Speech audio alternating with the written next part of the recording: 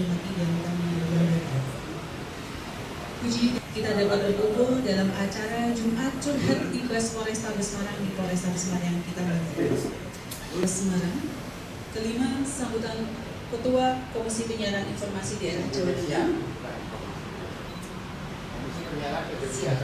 Mohon izin melaporkan kemudian bahwa kegiatan Jumat Curhat yang dilaksanakan hari ini sengaja mengundang rekan-rekan dari admin-admin media yang ada di wilayah hukum Polrestabes Semarang, sehingga diharapkan dapat menjalin tali silaturahmi dan juga dapat menyamakan persepsi, sehingga bisa sama-sama untuk meningkatkan kepercayaan masyarakat terhadap kepolisian dan juga untuk dapat menjaga kondusivitas Kamtibmas yang ada di wilayah hukum Polrestabes Semarang. Ini sebenarnya dari saya pribadi sebagai Kapolres misalnya, ya walaupun sudah 2 tahun tapi baru kali ini bisa bersilaturahmi seperti ini. Ini sebenarnya programnya Binmas, jadi Jumat Curhat gitu. Nah, pada kesempatan kali ini saya bilang ke Pak Lebang, kalau kita kan Polrestabes sudah ada tuh, setiap hari bisa curhat. Nah, makanya sebelum melanjutkan acara ini, saya ingin mempresentasikanlah pola curhat berbasis digital Polrestabes Semarang. Dan langsung terkoneksi ke tim elang. Nah, tim elang ini juga ada 3 shift, ada A, B, dan C. Posisi mana, Mas? Oke, makasih. Kemudian selain tim elang Polres juga kan ada di polsek-polsek itu.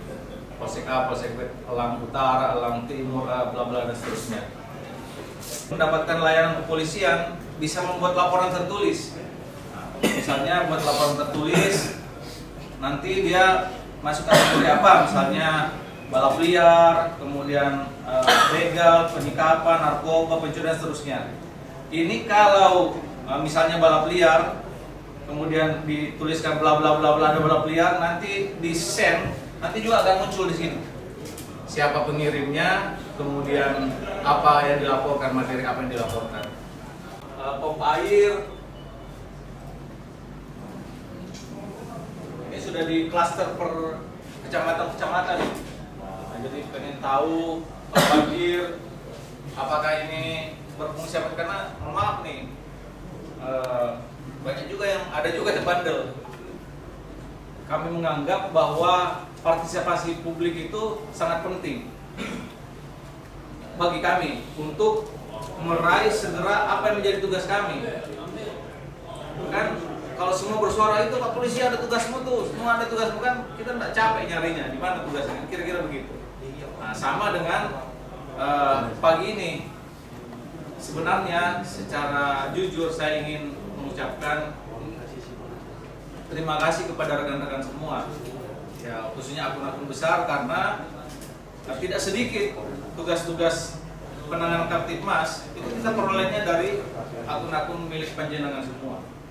Kira-kira gitu. Mungkin ada rambu-rambu yang harus kita patuhi secara hukum atau secara sosial atau apalah kira-kira keilmuan untuk menciptakan Kamtibmas di Kota Semarang. Pokoknya itu kira-kira. Baik, itu saja pemaparan soal Presisi Command Center dari ruangan ini. Selanjutnya kita kembali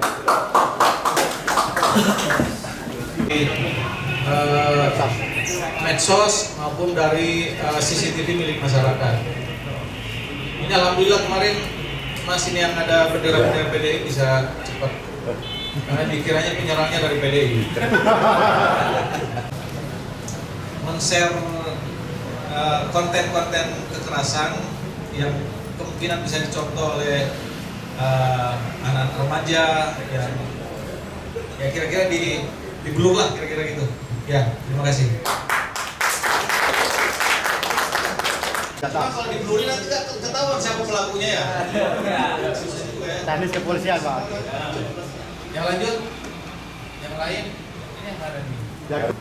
Jadi dari paparan Pak Kapolres terlihat bahwa Semarang ini pasti aman untuk dunia nyatanya, ya. Tapi apakah dunia maya kita ini seaman itu? Ini akan menjadi pertanyaan. Karena apa? Untung tidak di Semarang. Kasus terbaru ini kan di Sukoharjo terjadi pembunuhan untuk remaja micet. Yang melakukan justru manusia silver, gitu ya. Jadi agak viral ini. Jadi kemarin viral di Twitter manusia silver, gitu. Jawa Tengah naik, gitu. Karena di Sukoharjo. Jadi ini memprihatinkan. Tapi bukan itu persoalannya. Persoalannya adalah sejauh apa sebenarnya media massa kita, terutama media sosial, untuk merepresentasikan kenyataan. Ini yang paling penting sebenarnya, ya. Jadi kalau di televisi, di radio sudah ada aturannya 3S itu tidak boleh. Yang pertama itu seks, ya, tidak boleh tampil kecuali pukul 10 ke atas. Juga untuk di televisi. Kemudian sadis, tidak boleh. Jadi Mas Agus betul untuk CTV Indosiar itu kalau ada yang berbau-bau darah itu tidak boleh. Kemudian yang berbau magis, jadi perdukunan, gitu, klinik segala macam tidak boleh tampil di televisi dan di radio. Sekarang KPI melakukan upaya-upaya preventif dengan merevisi undang-undang penyiaran yang sekarang lagi proses di legislatif. Yang nanti jika disahkan maka dunia media sosial dan media online bisa menjadi bagian dari pengawasan KPI. Karena selama ini tidak ada yang mengawasi. Yang mengawasi ada Kominfo, tapi harus kita akui tenaga Kominfo tidak cukup handle ya, untuk mengawasi itu, sehingga banyak sekali di media sosial ini terjadi hal-hal yang tidak diinginkan, terutama bully, kekerasan, kemudian seks itu pasti. Apa yang bisa kita lakukan? Gitu. Saya kira kita bisa menjadi diskusi. Pertama, harus ada kesepahaman dari admin media sosial ini untuk mengikuti minimal apa yang dilakukan oleh kode etik wartawan. Terutama satu, perlindungan pada korban itu harus. Jadi kalau di pers itu, kalau pelaku perkosaan misalnya, yang diperkosa itu tidak boleh tampil bukan hanya wajahnya, tapi juga alamatnya. Tidak boleh disebutkan gitu. Alamat terdekat yang disebut adalah kecamatan. Kenapa? Karena dia punya suami, dia punya anak, dia punya ibu, dia punya keluarga yang harus dilindungi. Jadi jangan sampai ada pelaku perkosaan kita heroik begitu disebutkan namanya Maimunah, RT RW begitu. Kasihan anaknya, bapaknya, suaminya, bahkan kakeknya begitu tidak tahu menahu, tapi semua orang akhirnya tahu bahwa oh, anaknya diperkosa. Oh ini anak dari ibu yang diperkosa. Nah, ini saya kira perlindungan pada korban harus dilakukan sehingga medsos kita itu boleh memberitakan, boleh menyebut telah terjadi, tapi untuk wilayahnya agak dijauhkan. Itu pegang gadget. Semua orang pegang smartphone, ya. Dulu ada siapa namanya, kita sangat kesulitan untuk mendapatkan akses informasi apapun. Sekarang dengan era perkembangan zaman ini, semua kita bisa mengakses. Tetapi saya pikir, ya, dengan keterbukaan informasi dan akses informasi yang luar biasa ini, juga ada batasan-batasannya. Ada aturan-aturan yang memang jadi pegangan kita. Walau kami selalu ingin mengejar popularitas, selalu kami ingin menjadi yang terdepan. Cuman karena ada persoalan, akhirnya kemudian kita tidak merasakan sesuatu hal yang tidak baik kalau kita hanya mengejar popularitas. Maka kemudian kita mencoba untuk bagaimana masyarakat atau siapapun pemangku kepentingan ini mendapatkan informasi yang valid, mendapatkan informasi yang benar dari media sosial yang kita kelola. Akhirnya sekarang kami seperti itu. Pola-pola yang dulu kami ingin mengejar popularitas itu sudah kami tinggalkan. Dan tidak diresahkan oleh Pak Kapolres Tabes itu adanya kasus kekerasan yang kemudian Polres Tabes dianggap bahwa juga ikut membantu terjadinya kekerasan tersebut. Kita ingat kasus Candi tadi yang bawa bendera PDI, kadang-kadang jengkel juga di sial. Wah, ini jangan-jangan pesaing kita nih. Tapi kita percaya. Tapi semua kawan-kawan PDI saat itu berpikir, ini mereka ngambil bendera PDI yang lagi raya ulang tahun di jalanan, Pak. Terus bawa-bawa begitu. orang-orang gabut semua ya Pak.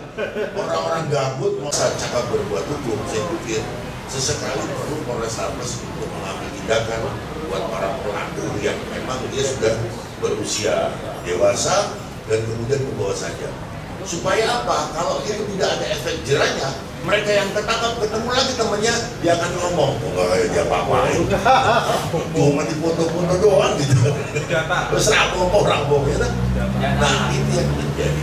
Jadi nggak apa-apa, saya pikir ya memang dalam proses menegakkan hukum ini ada persoalan enak nggak enak. Tapi saya yakin lah, ketika hukum ini sudah berjalan, orang-orang yang pelaku tawuran ini juga akan mikir kalau kemudian kejahatan ini tidak akan begitu lama. Banyak yang ketika misalnya dari Facebook kami dulu pernah itu di branded itu bisa aktif lagi nggak ya Pak? Di breakdown sudah banyak netizennya, terus kemudian ditutup dibekukan masalah Facebook itu lagi akhirnya karena kasusnya ada yang posting kecelakaan kelihatan semua gitu. Pada waktu awal dulu kan kita tidak dikunci, tidak di sharing, di filter. Akhirnya kita buat lagi, kita filter. Mungkin barangkali apa yang disampaikan Pak Romulo sudah sama, kami sama semua. Kebetulan Pak Romulo ada yang PKS ya. Sebelumnya saya ucapkan terima kasih kepada teman-teman semuanya, terutama Bik Semar dan Bangkom. Sebenarnya awal mula info kejadian Semarang itu apa ya? Melihat saya tuh kan ikut Bik Semar. Saya mau ngomong kan, saya mau ngomong kalau dengan alumni itu kan, dan saya yakin semuanya yang punya platform media sosial pasti alumni Bik Semar. Nah kemudian saya kan masih muda nih, hitungannya masih milenial. Ya. Nah pada saat itu teman-teman saya masih muda beralih dari Facebook ke Instagram, sementara Bik Semar dan kawan-kawan yang lain Bangkom belum ke arah Instagram. Nah bagaimana caranya teman-teman saya ini dapat informasi juga mengenai misal ada begal, ada kejahatan lah misalnya. Jadi pada awalnya saya sering pulang malam. Kemudian di Bik Semar saya lihat ada begal. Aku balik, ini gimana nih? Terus aku buatlah akun info kejadian Semarang. Sebenarnya ngikutnya di Makassar. Makassar dulu ada info kejadian Makassar. Kemudian di Semarang saya buat, ternyata tidak ada. Dan ternyata yang pertama. Nah, kemudian bagaimana caranya saya nginfoin ke teman-teman biar sama-sama waspada. Ketika ada begal di misalnya Jalan Sriwijaya, saya infokan biar teman-teman yang lihat nggak lewat situ. Ataupun ketika ada kepolisian yang melihat bisa langsung gercep OTW lokasi. Kemudian apa ya? Ya intinya saya mengucapkan terima kasih sama Bik Semar aja. Bik Semar, Bangkom, dan bapak-bapak polisi dan teman-teman semuanya. Kalau nggak ada Bik Semar juga mungkin nggak ada IKS. Assalamualaikum warahmatullahi wabarakatuh. Kalau alumni ngomong juga ya alumni.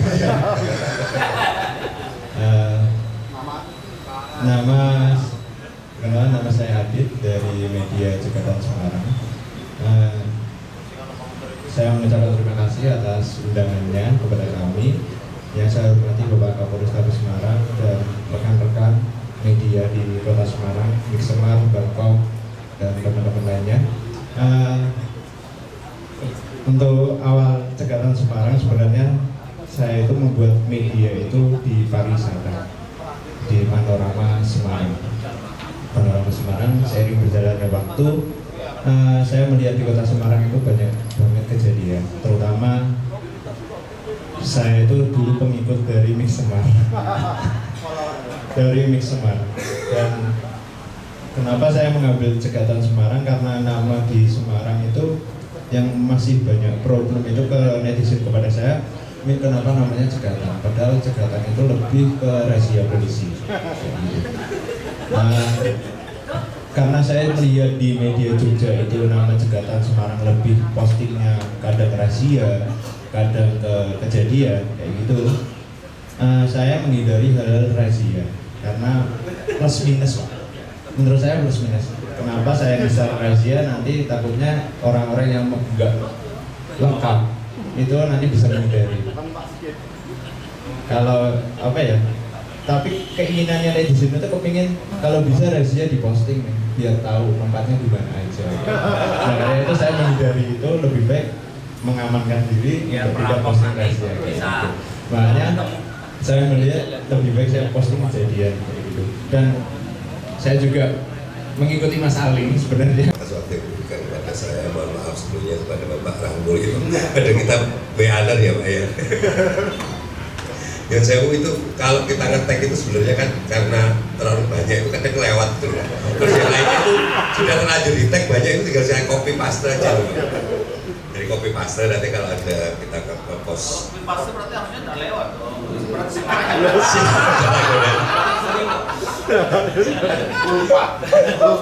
Siap.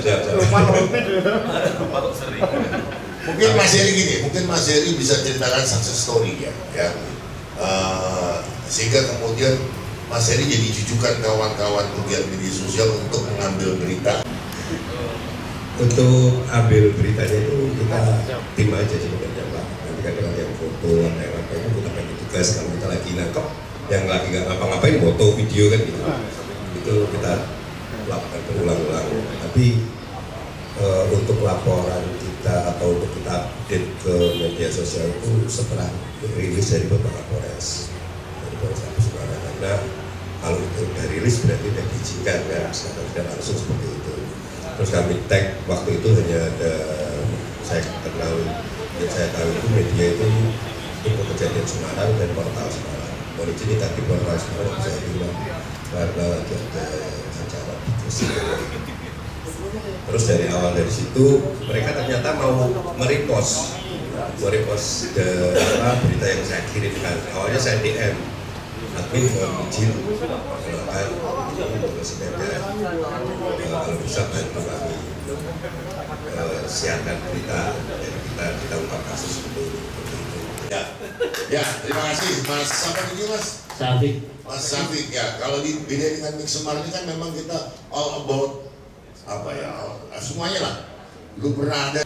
Kalau ada hal yang berkaitan dengan Polrestabes Semarang, mungkin kekurangan kami atau apa yang harus kami lakukan, sedang teman-teman bisa langsung melalui aplikasi Libas atau melalui media-media sosial milik Polrestabes Semarang. Itu kami sangat terbuka. Demikian tambahan kami. Terima kasih. Assalamualaikum warahmatullahi wabarakatuh.